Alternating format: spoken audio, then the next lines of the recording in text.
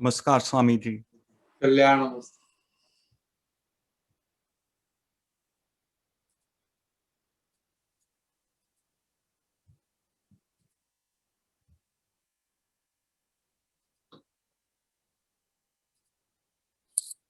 हरिओम। आजचा प्रश्न आहे, ईश्वर प्राप्तीच्या मार्गातच ईश्वर अनेक अडचणीत टाकतो, असे का? On the path to attaining God itself, God throws many obstacles.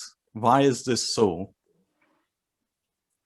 I begin this presentation with namaskar to Lord Ganapati, not only as an auspicious beginning, but also because his appellation, Vignaharta, remover of obstacles, is particularly relevant to today's question.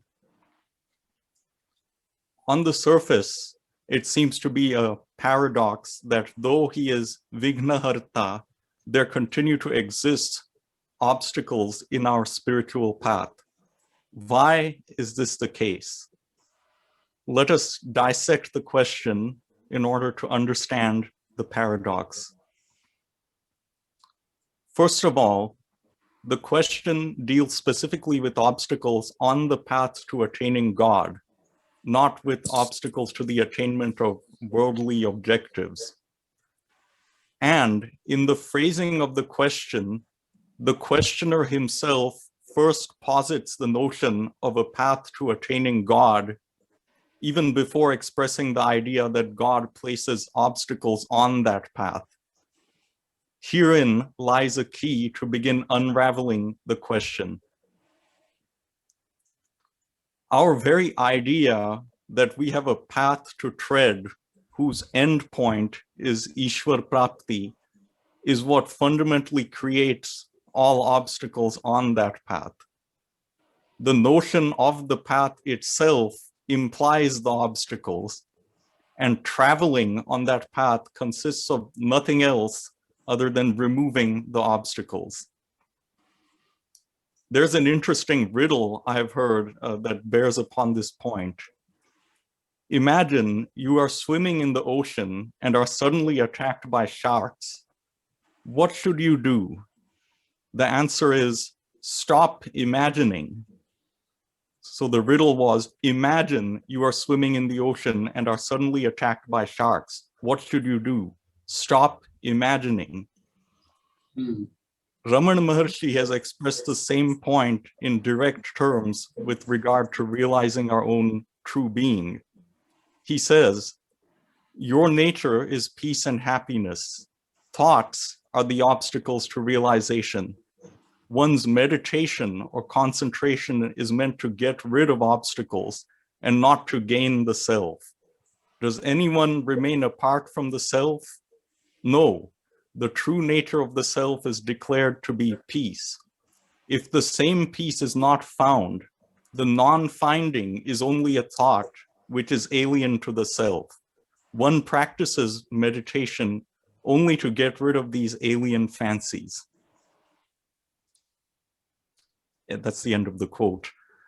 These alien fancies are deeply seated in us and at a foundational level create a whole spectrum of obstacles that are typically associated with the quest for attaining God. These obstacles are wide-ranging and have been enumerated in different places, besides being a matter of our own experience. However, there's one term that captures their essence and encompasses a range of them, Nirniv. In his book, Paramamrit Chintan, Swami Madhavananda provides an operational definition of Nirniv. He writes, आपलं अवधान अंतरामध्ये स्वसंबंधी म्हणजे आत्मसंबंधी होऊन राहायला हवं. त्याच्याऐवजी हे मला नको आहे ही भूमिका म्हणजे नेणीव. This sheer lack of inclination on our part to be with the self reinforces our alien fancies.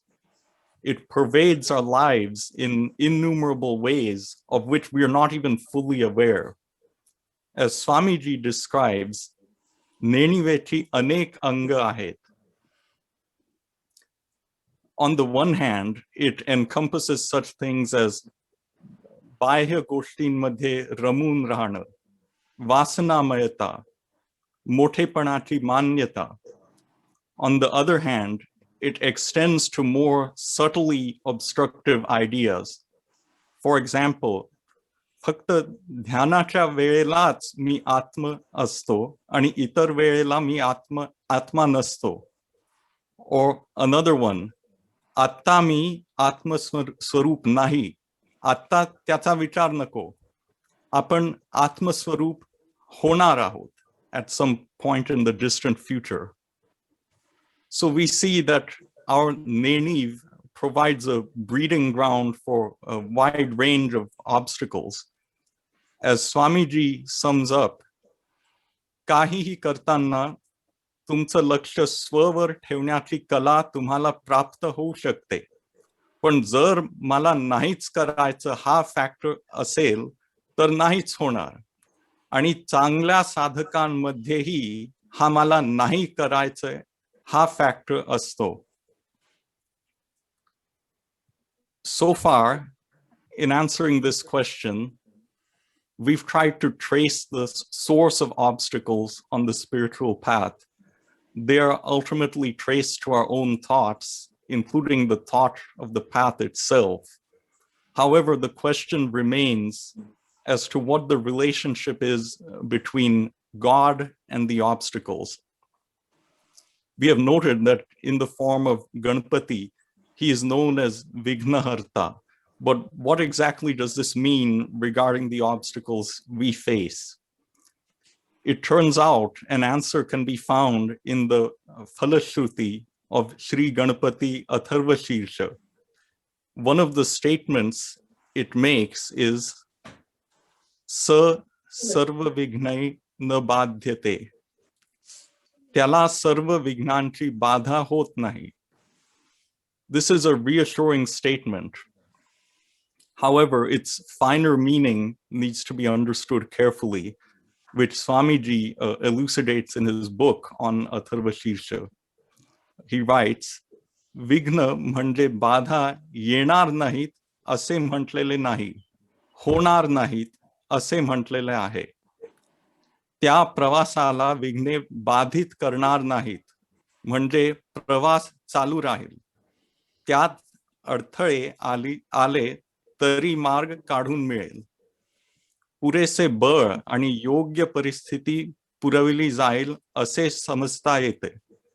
फक्त एक गोष्ट आहे ती म्हणजे चालणाऱ्याने पाय उचलायचे थांबू नये आणि दिशा चुकू नये.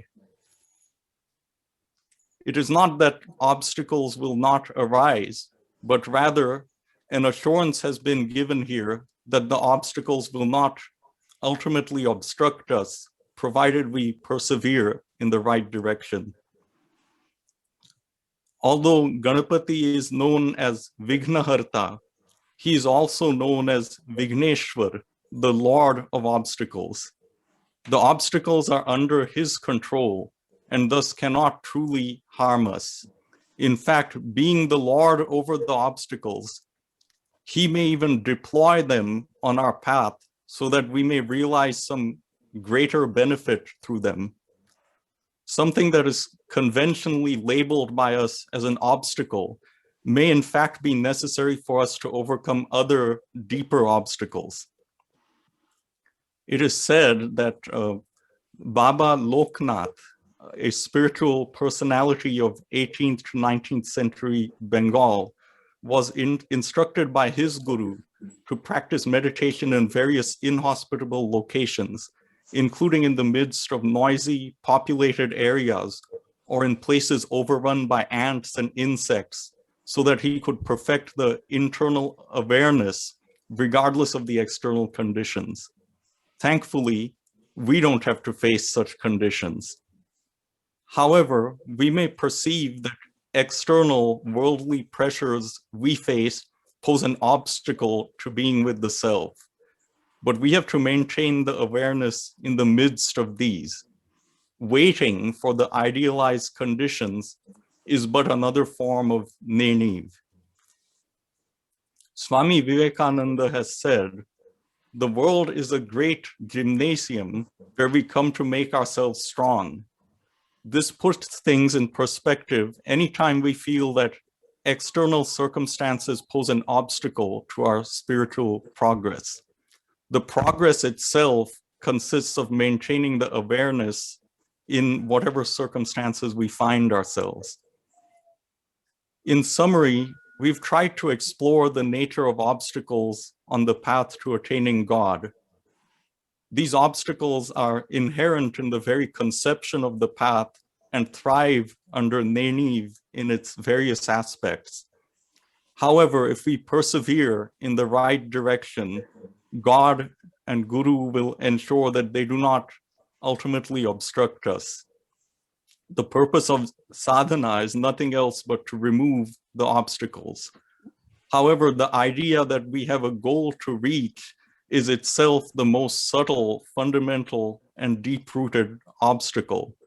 As Raman Maharshi describes, sadhanas are needed so long as one has not realized it, therefore putting an end to obstacles.